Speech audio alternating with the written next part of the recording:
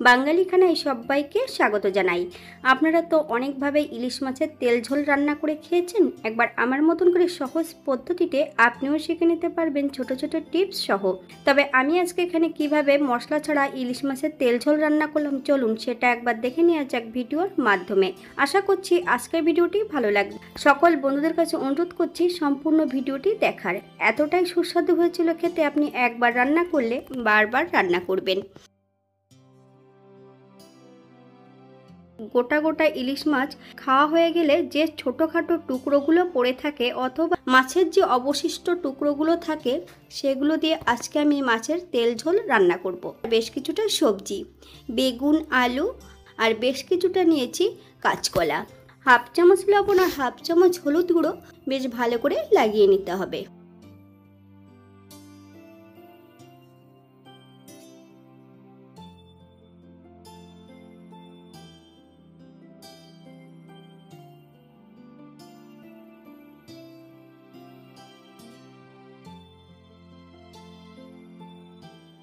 একটা কড়াইতে বেশ কিছুটা সর্ষের তেল অ্যাড করেছি। তেল গরম হওয়া পর্যন্ত অপেক্ষা করতে হবে।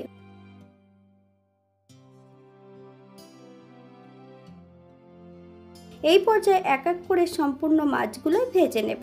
ইলিশ মাছ খুব বেশি ভাজার প্রয়োজন হবে না।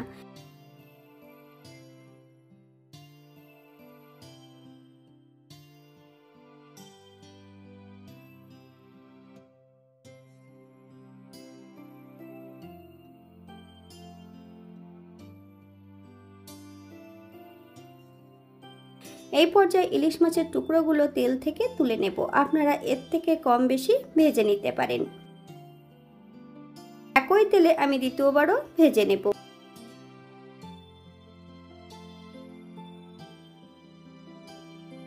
এই পর্যায়ে সম্পূর্ণ মাছগুলো ভেজে নিয়েছি।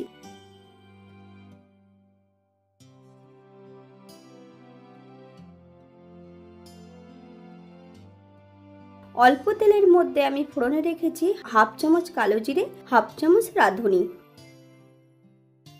ফোড়ন থেকে সুগন্ধ বেরোলে সম্পূর্ণ ভেজে রাখা মশলাটা একটা পাত্রে তুলে রেখে দেব।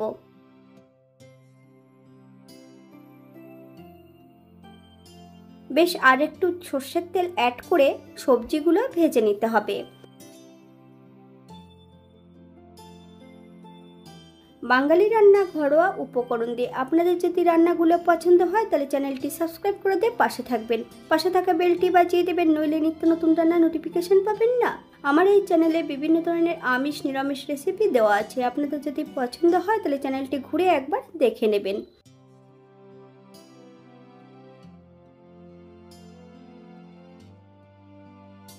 সবজিগুলোকে বেশ উল্টিয়ে পাল্টিয়ে ভালো করে ভেজে নিয়েছি। আপনারা এর থেকে কম বেশি সবজিগুলো ভেজে নিতে পারেন। এই পর্যায়ে অ্যাড করব বেশ কিছুটা কাঁচা লঙ্কা, হাফ চামচ লবণ। আপনারা স্বাদ অনুসারে লবণটা অ্যাড করবেন। আগের থেকে একটা পাত্রে হাফ চামচ হলুদ গুঁড়ো, হাফ চামচ কাশ্মীরি লঙ্কার গুঁড়ো আর বেশ কিছুটা জল অ্যাড করব।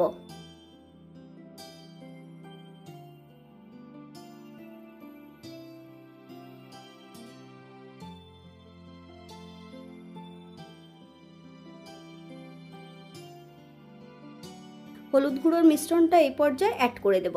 সবজিগুলো বেশ ভালো করে কষিয়ে নিতে হবে।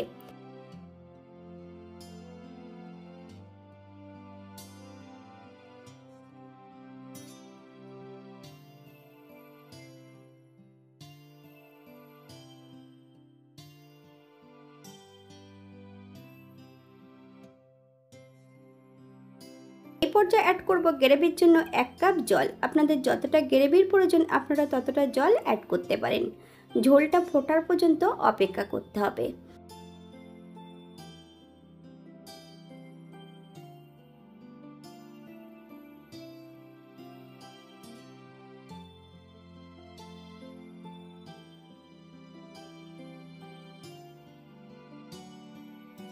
সম্পূর্ণ মাছগুলো অ্যাড করে দেব। মিডিয়াম আঁচে 5 থেকে 7 মিনিটের মতন ঢাকা দিয়ে রেখে দেব এবং সবজিগুলো সেদ্ধ হয়ে যায়।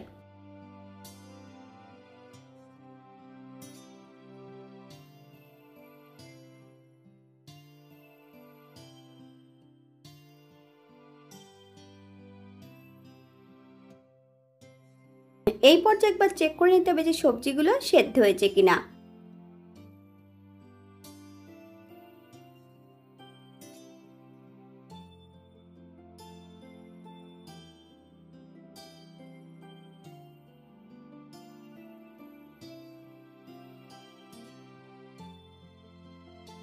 ভেজে রাখা সম্পূর্ণ মশলাটা এই পর্যায়ে অ্যাড করে দেব। মিডিয়াম আঁচে 2 থেকে 3 মিনিটের মতন রান্না করে নিতে হবে।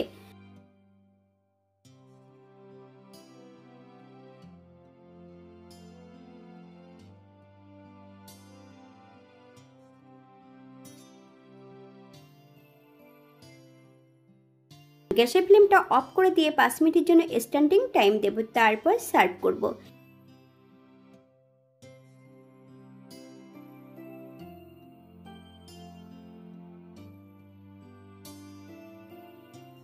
এটা দেখতে যেমন ভারী সুন্দর হয়েছে, এটা গরম ভাতে খেতে কিন্তু অসম্ভব ভালো হয়েছিল।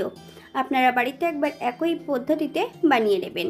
আমি এখানে যে উপকরণগুলো অ্যাড করেছি আপনারা এর থেকে কম বেশি করে নিতে পারেন।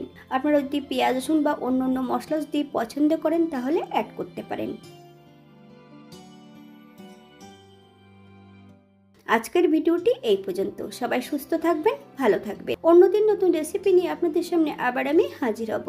নতুন ও পুরনো সকল বন্ধুদের অসংখ্য ধন্যবাদ ভিডিওটি দেখার জন্য।